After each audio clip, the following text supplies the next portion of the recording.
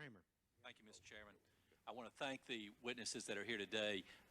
I have two field agents here, a headquarters agent, a lawyer, and a supervisor as well, as I understand it. I want to pick back up on where my colleague, Mr. Castle, was when he left his question time. I want to talk about the resources that you had available to you and, practically speaking, how you used those resources. Then I want to ask you to walk me through, even though to a certain extent you've done that already, is certain ways that you communicated. For example, and I'll start with the Phoenix agent here if I could, when you sent your memo, your EC, to headquarters, how many different people, I don't want names, but how many different people did you send that memo to? 6 individuals at headquarters. And the way your communication system works, do you know if all of those received the memo? I personally do not know if they all received it, the way the system works. Did you hear from any of those individuals? No. All right. Do you determine yourself in the field office whether who you send it to? In other words, is that called uploading? You decide who to send it to? Yeah, I decide who to put on the attention line of my communications, yes. And you can block as well. You can decide to send it to only one person and not to share it with other individuals as well. No, that's not my intention. If I put somebody on there that I want it to go to, I want it to get to that person and only those persons. So I'm not, I don't try to block anybody from getting anything. All right. Yeah. All right. And did you expect to hear from those 6 individuals? Well, this is a question that I've been asked before. I sent this communication as a routine electronic communication because there was no immediate action required on it. There was no terrorist threat information contained in the electronic communication, and I just wanted to send it to them for their consideration. Prior to my sending it, though, I did contact a senior FBI analyst, and I said, hey, these are my concerns, my suspicions. Who do you recommend I send this to? And this particular analyst gave me the names of the individuals who are listed on the EC. All right. And now, if I could come to the headquarters agent now, could I ask you to tell, you came into this particular unit when? I came into this unit in approximately mid-May of 2001. But you have 15 years experience both in the field and at headquarters as well. Could you comment in some detail on the state of technology as you found it, particularly there at headquarters? If I could, I'll go back and when an EC is sent from the field to headquarters, a lead is set to a particular unit at headquarters. It will not be set to an individual. The attention line is once the communication gets into the building, theoretically it would be brought to the attention of those people. But in terms of it serving as an electronic means of providing it to them, that does not work that way. Right. And then who determines once it comes into the building? Our concern is, and we've had an excellent summary from Eleanor Hill and the staff before you were made available to us today. And as you know, we've had prior opportunities to get into these matters. But what I'm concerned about is the culture at FBI and how you communicate, why certain people get certain messages. Is that a resource problem? Does resource mean people? Does resource mean technology? What does it mean? And as I observe it from the summaries that I've had available to me, the communication in this case, the EC from the Phoenix agent went to the weakest link at headquarters, and then a person there determines where it goes from there. It did not necessarily go to the weakest link. The way it would take place within headquarters is that the lead would arrive there. It would be given to a particular person as a lead. It would be set to an individual. In this case, it was set to the IOS, an intelligence operations specialist. Those are the people that do the work. That's where the rubber meets the road in terms of headquarters handling a specific lead sent from the field. All right. And then you're in the RDU unit, right? That's correct. And that's an operational unit. That's correct. The RFU is an operational unit. And the UBL unit is a second operational unit. Right. And then the analysis unit is a separate unit, correct?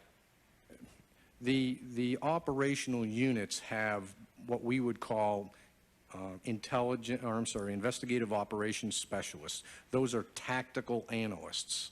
Those are analysts that work specific case issues. They're the people that handle leads that headquarters needs to handle. They're the people that write the FISA packages. They're the people who are moving specific cases forward.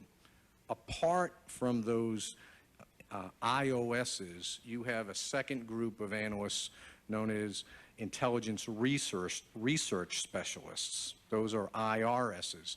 They are not within the operational groups. They are in a separate, at the time, pre-9/11, they were in a separate division. Those are the people that would be expected to do strategic type analysis. And how is information routed to those individuals before 9/11, before we've reviewed what happened and Sure. what we could do differently? The field could have sent it directly to the IRSs. They could have sent it directly to the division that was responsible for strategic analysis.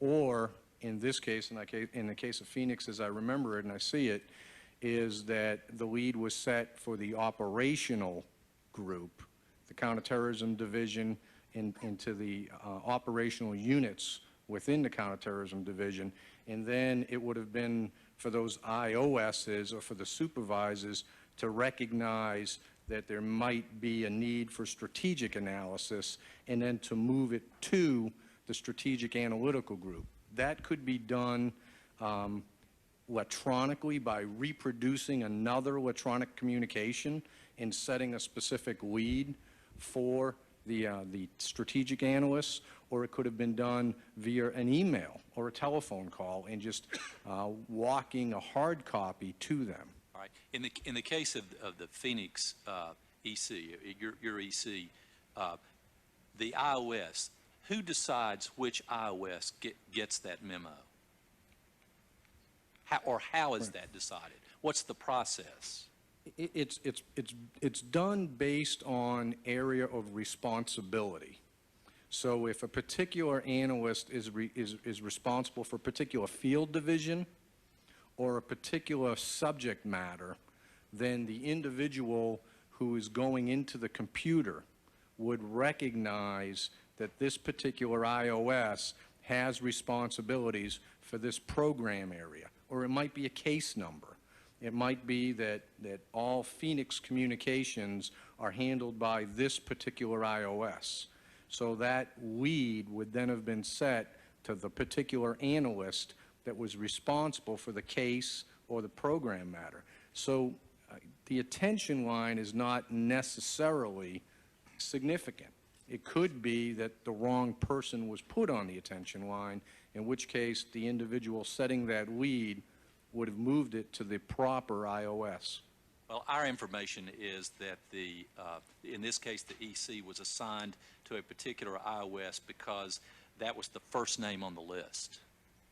I think that she also, why exactly it was set to her, I'm not exactly sure, but I think there was also that she had some of the program responsibilities that was addressed within that EC. Right. If we could, back to the Phoenix agent then. Your EC as well went to the UBL unit, and you never heard from them. Is that correct? No, that's correct.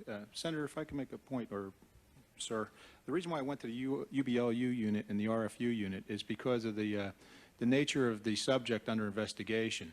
We couldn't put him into a particular category. So the decision that I made after conferring with the person I contacted in headquarters was, let's send it to both units, the Osama bin Laden unit and the radical fundamentalism unit. And were you aware prior to 9/11 that headquarters had closed the lead and that they were not taking any additional actions at the time based on your communication? No, I was not. If I could speak to that. The lead is not stated as closed. The lead is stated that they will reconvene on this matter at a later time. those operational specialists handled the immediate actionable items that were before them. And then what they wanted to do was to reflect to Phoenix Division, in my mind, what they wanted to do was to reflect to Phoenix Division that they had received the lead and that they were looking at it, they were aware of it, and they were going to act on it at a later date. Right, the New York agents interviewed stated that the Phoenix EC did not resonate with them and that they found it speculative. Why do you think that is? Why don't you think they took seriously a memo like this? Was that because they were the leading counterterrorism office and Phoenix was more or less an island, as you've stated it out there? Well, sir, I can't speak for why my colleagues thought the way they did when they received that. I don't know why they did it. I've seen other reasons why they claim they didn't want to take action on it, to include that they had seen other people coming in for training for Osama bin Laden. I wish they would have taken a look at it because it would have been nice to know. But you, to this day, you don't know why they No, I didn't don't. respond to it. How about headquarters? I'm sorry, I do not know why. And this is for Phoenix as well as headquarters. We're made aware now of an astounding summary of information about terrorist groups, reports of terrorist groups that were planning to use airplanes as weapons. Were those reports available to you in Phoenix? Were you aware of those? Is that partially why you responded to write this summary of information that you were trying to pass up the line that was ignored? I wasn't aware of all of the situations that you discussed, sir. I did have an interest in Islamic extremists using or attacking the civil aviation industry due to prior and previous investigations I had worked on. That answers your question. All right. And to the headquarters agent, did you see or hear about the Phoenix EC prior to 9/11? Did you yourself have any experience with that? I have no recollection of ever reading that communication. I did not get, it was not brought to my attention before 9/11, and when it was brought to my attention post 9/11, that was the first time that I really tuned in on it. But you were one of the 6 listed that the memo was addressed to, is that correct? My name was on the attention line. All right. And how today would that be handled differently?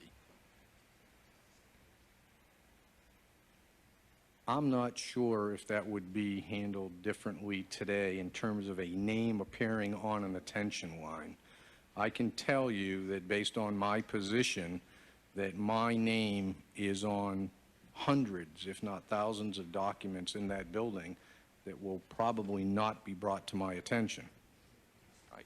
If I could, I'd like to get you to comment about technology and this process, because we're talking about communication, we're talking about names of people and a system that responds to that, and I want to know how the technology figures into that. And I understand from the headquarters agent, from a summary of information about your statements in the past, that you found the technology inadequate, that you found it not very useful. Would you give me more specifics and tell me how you think that has affected the way communication occurs, if it has affected that? The computers, the systems in our building are very cumbersome. I have heard from talking to analysts, for example, that on a given day you can search a name or a subject within ACS and get a set of results. The next day, or a second analyst could go into the system and request the same information and get a completely different set of results. I cannot explain that. My experience comes primarily from what I am told by the supervisors and the analysts that work for me. Another very significant piece that really needs to be brought to the attention of this committee is that the counterterrorism division within FBI is a part of the intelligence community. The counterterrorism community, the intelligence community, primarily works in a classification level at a TS level, or in the case of CIA, we'll frequently put UMINT on communications. Our systems do not go to that level of classification. Our computer system is only at a secret level. So communications coming into our building from NSA, from CIA, cannot be integrated into our existing databases. So if an analyst is working, say, on a subject in Phoenix Division, and they run that person's name through our databases, they will not retrieve information on that person that other agencies may also have. It's required of them to get up, walk over to a different set of, or a different computer that has access to a different database, and search that name in that database. In the two databases will never come together and be integrated. So it's a setup for failure in terms of keeping a strategic picture of what we're up against. Well, I happen to be on the Appropriations Committee as well, and I'm on the Commerce Justice State Appropriations Subcommittee, and we listen to the FBI every year, and I'm an old prosecutor, and I want to give you the tools that you need in order to do the job that we want you to do. But we ask every year, what do you need in terms of technology? Is this a money issue? Is it just a technology overload issue? Is the agency so subdivided that you're having a hard time getting a handle on that? And honestly, I can't read between the lines as to how. Now, this may not be something for you to answer here today, but I'm trying to understand from the user point of view what technology you have, what you don't have, and how that might play into this. The trilogy system that you made reference to, is it anticipated that that will help reorganize to a certain extent the way communications occur?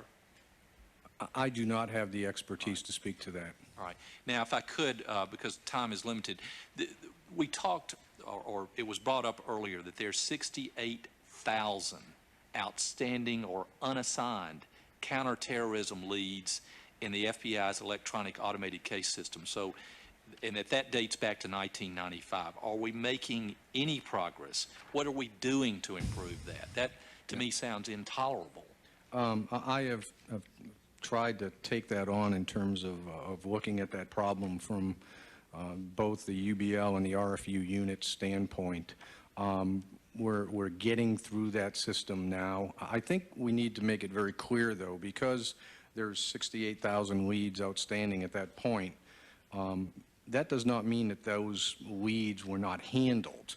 Frequently, what's happened is you have a duplication of lead. For example, a lead will be set for FBI headquarters to both the Counterterrorism Division and the UBL unit.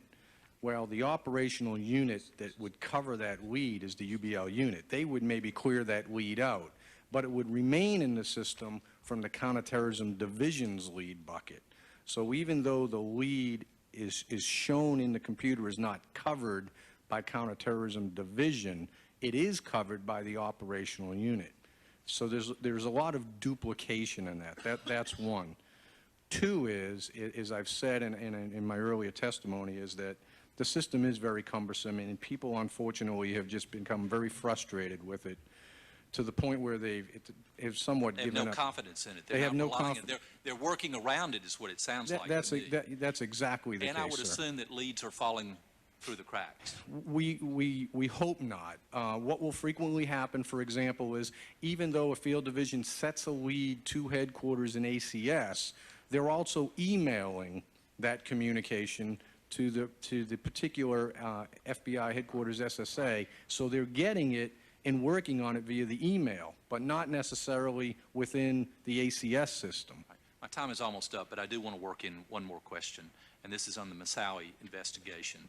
You said at headquarters that this was a priority and that you considered Moussaoui to be a threat. Did you alert other field offices to the matter in order to determine whether there were similar cases in other field offices?